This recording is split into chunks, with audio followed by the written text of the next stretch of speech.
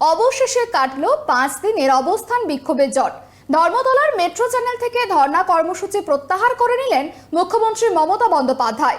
দলের সেনাপতি অভিষেক বন্দ্যোপাধ্যায়ের আবেদনের পাশাপাশি সুপ্রিম কোর্টের পর্যবেক্ষণকে নৈতিক জয় হিসাবে দেখছে তৃণমূল শিবির। ধর্ণা তুললেও লড়াই যে থামছে না তা স্পষ্ট করে দিয়েছেন নেত্রী। 5 দিনের দীর্ঘ আন্দোলনের পর ধর্মতলার মেট্রো চ্যানেল থেকে ধর্ণা প্রত্যাহার করলেন মমতা বন্দ্যোপাধ্যায়। আইনজীবীদের সঙ্গে বিস্তারিত আলোচনার পর অভিষেক বন্দ্যোপাধ্যায়ের আবেদনে সাড়া দিয়ে এই সিদ্ধান্ত নেন তিনি। অভিষেকের যে প্রস্তাব, বিচারের দরজা যখন উন্মুক্ত হয়েছে, তখন 5 দিন তো আমরা এখানে রাস্তায় আছি, আমি দরকার 50 দিনও থাকতে পারি, ইলেকশনও আছে সামনে। তাহলে আমরা কি ধর্ণাটা আজকের মতো টেম্পোরারি উইথড্র করতে পারি? ধর্ণা মঞ্চ থেকে মুখ্যমন্ত্রী মমতা বন্দ্যোপাধ্যায় জানালেন, শীর্ষ আদালত জানিয়েছে ভোটের আগের দিন পর্যন্ত নাম তোলার সুযোগ থাকছে, তাই চিন্তার কোনো কারণ নেই। সেই পর্যবেক্ষণে আস্থা রেখেই সাময়িকভাবে ধর্ণা প্রত্যাহারের সিদ্ধান্ত ঘোষণা করলেন মমতা বন্দ্যোপাধ্যায়।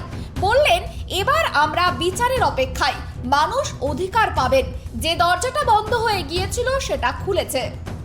সুপ্রিম কোর্টের হাতে কেস থাকবে এবং অ্যাজ এ স্পেশাল কেস বেঙ্গলের এসআইআর নিয়ে নমিনেশনের আগের দিন পর্যন্ত ভোটার লিস্টে যাদের নাম গেছে বাদ, তারা ট্রিব্যুনালে গিয়ে সেটাকে ক্লিয়ার করতে পারবেন এবং যাদের নাম ডিলিট করা হয়েছে তারাও, এবং বিশেষ করে যাদের নাম অ্যাডজুডিকেশনেও ক্যান্সেল করা হয়েছে তারাও কিন্তু আবার ট্রিব্যুনালের কাছে অ্যাপিল করতে পারবে। সুতরাং এই যে জায়গাটা বন্ধ হয়ে গেছিল, দরজাটা বন্ধ হয়ে গিয়েছিল, এই রাস্তাটা আজকে সর্বোচ্চ আদালত খুলে দিয়েছেন। নেত্রীর স্পষ্ট দাবি, 25 তারিখ মামলার পরবর্তী শুনানি। যদি তার আগে 15-16 তারিখের মধ্যে নির্বাচন ঘোষণা হয়ে যায়, তবুও খেলা শেষ হবে না, কারণ খেলাটা এখন সুপ্রিম কোর্টের হাতেই রয়ে গিয়েছে। পিটিশন অনুযায়ী নির্দেশ এবং পর্যবেক্ষণগুলি আসার পরেই তৃণমূল শিবির একে গণতন্ত্রের জয় হিসাবেই দেখছে। যদিও 25 তারিখে তারা নেক্সট ডেট দিয়েছে হিয়ারিং এর, কিন্তু 15-16 তারিখে ইলেকশন ডিক্লেয়ার করে দিলেও এটা কিন্তু খেলা শেষ হবে না। খেলাটা সুপ্রিম কোর্টের হাতে রয়ে গেল।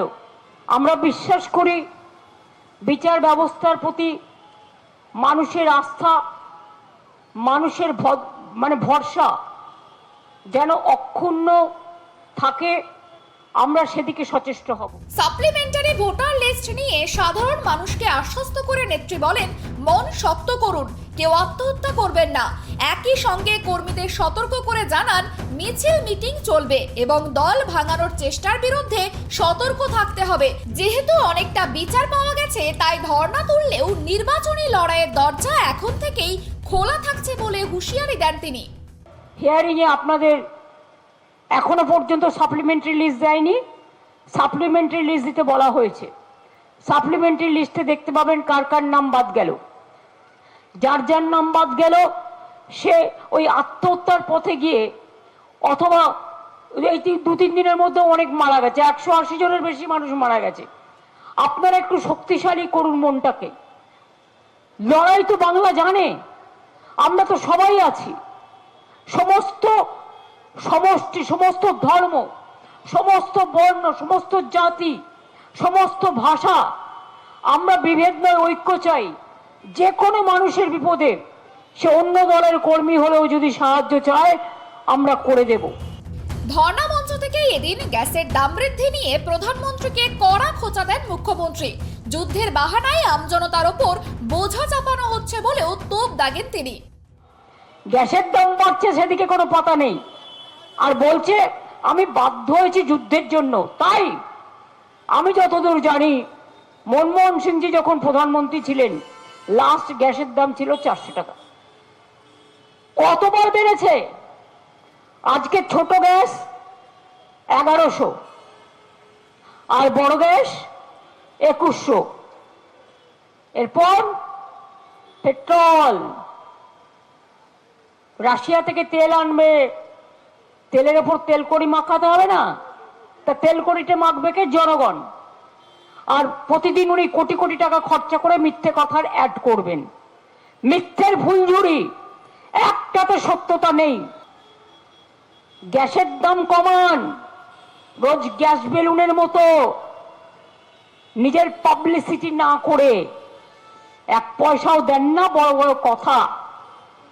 পাবলিসিটিতে যে টাকাটা খরচ হচ্ছে সেই টাকাটা তো সাবসিডি দিতে পারেন, অন্তত কিছু না হলেও 1 টাকা হলেও কমতো।